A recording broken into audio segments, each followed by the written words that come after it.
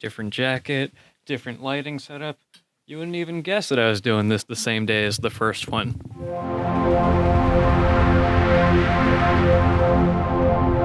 So last video, I talked about the Joker and how people were freaking out about it and how there's way too many examples of other movies where things are ambiguous and like a little scary and appealing to the wrong people. Therefore, it's kind of like unnecessary and pointless to get upset about that sort of thing. Anyway, just watch it if you're curious. I actually ended up leaving out a few major examples that, build on the same point. Like the thesis of this video is going to be more or less the same as the last one.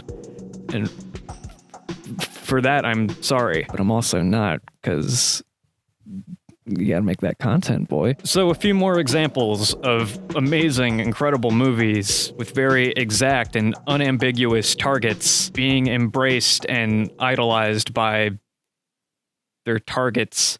Gangster movies loosely ties back to Scorsese. He's made quite a few crime movies, all of which are slick and brutal and gritty. They just exude passion and knowingness and style. Arguably the greatest example of the Scorsese gangster film, at least until The Irishman comes out, which I'm stoked for. Goodfellas, a sprawling, at times documentary-like account of several decades of life in the mafia. People all across the spectrum of movie fandom adore this film for a myriad of reasons, and its attention to detail was unprecedented at the time, mostly because Henry Hill, who the movie's about, it's adapted from his record of what it was like to live under those circumstances, a movie that shows why you should avoid them.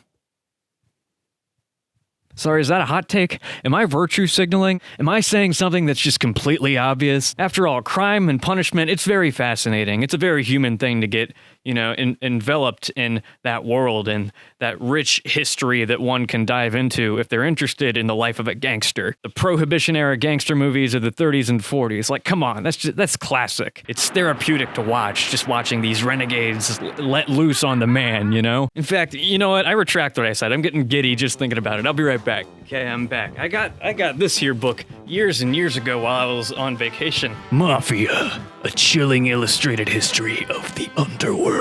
Crime, punishment, things that you can't help but just get totally enraptured by. Speakeasies, gambling, hooch, Tommy guns. Its roots in the little man rising up to oppressors so that he can take by force the life that he wants for himself and his family. Oh, look, it's a murder. Uh-oh, another murder. Ooh, a murder in the barber shop. That's a cute dog. Throughout history, the mafia has been known for some of the most brutal murders ever. I'm starting to think the mob might not be full of good people. What I like about Scorsese's work is he takes, in a very theatrical, exciting way, moral stand. He makes films about sinners and finds the saints and sinners and saints. He's saying about the mob, these guys are scum. He says it. That's so refreshing. I hope I'm not offending any actual members of the mafia who might be watching. I think it's great that popular media has so many sources of representation for you lot, because that's really hard to come by in today's social climate.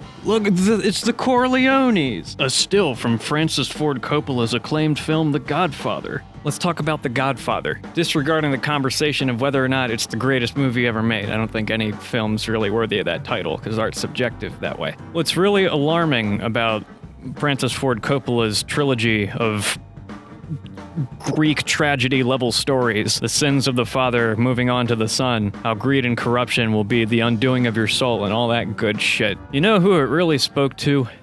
Gangsters. Young, impressionable thuglets saw this thing, and it was an awakening from within. When going about a life of crime, there should be dignity and class brought to it. So when you're breaking laws and instilling fear in people and even murdering some fucks who might not always deserve it, you should at least do it with a bit of respect. And for many, The Godfather was the piece of cinema that was able to instill those values in the modern criminal.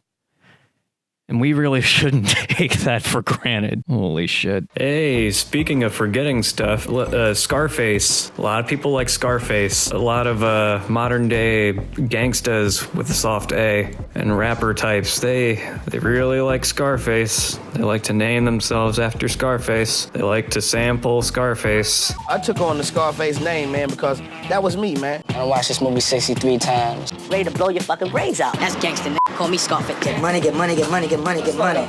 For all you youngins in the crowd, that's actually a remake of a 1930s black and white gangster film. That's actually this clip. That's from OG Scarface, a literal original gangster. Now, if you'll excuse me, I'm gonna go make me a mayonnaise sandwich and put suspenders on.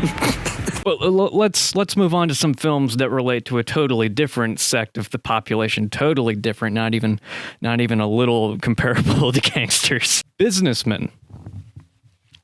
Wolf of Wall Street is really good.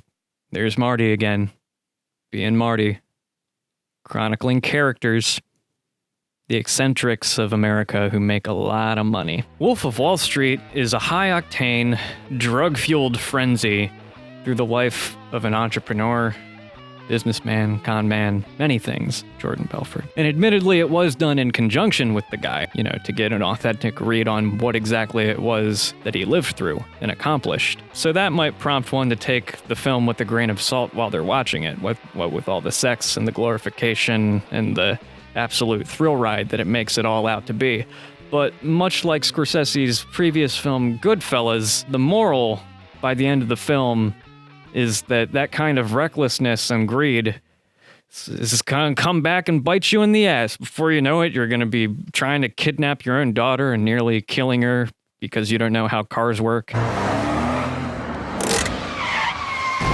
Like, it's a good movie. I could also see why it's like an inspiring movie if you're a budding entrepreneur who wants to accomplish things and become his own boss. Like, we can all relate to that. What gets me is that way too many business people look at this as their favorite movie because of how helpful the techniques presented in the film are for their pursuits, because of how truthful it is about the process.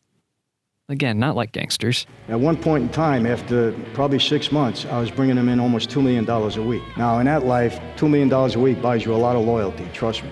I never lost an argument in the gas business. Never lost. And I went against Gotti, I went against Castellano, I went against everybody that wanted a piece. So, does that apply to the real world? Look, when people are making money with you, they're happy. I mean, that's the way it is, they're happy. I mean, money buys a lot of loyalty in business, people don't want to disrupt that. And it's true on the street, and I think it's true in real life too. I've seen that, that. Powerful, that's very true. I knew it was all over when a gentleman by the name of Billy Jean, who's not my lover, he's just a gent who claims that I can make money if I enroll in his course. He makes all kinds of commercials a la Tai Lopez, different genres, different formats, different senses of humor. He's clearly a fan of The Wolf of Wall Street, because he attempted to sell me his e-course and writings by parodying a scene from Wolf of Wall Street, a film that, if you haven't been paying attention, is hypercritical of this mindset and the practices. $25,000 to the girl who lets me shave her head!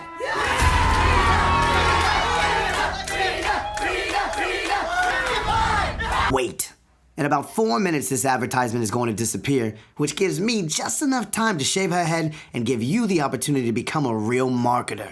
My name's Billy Jean, and I'm the wolf of paid advertising. If you watch that film and have the impulse, whatever amount of time afterwards, to make a cute little loving homage to it, I'm willing to bet money that you might have missed the point. Apologies if I'm beating a dead horse, if I've just been making the same point over and over again. You'll be relentless!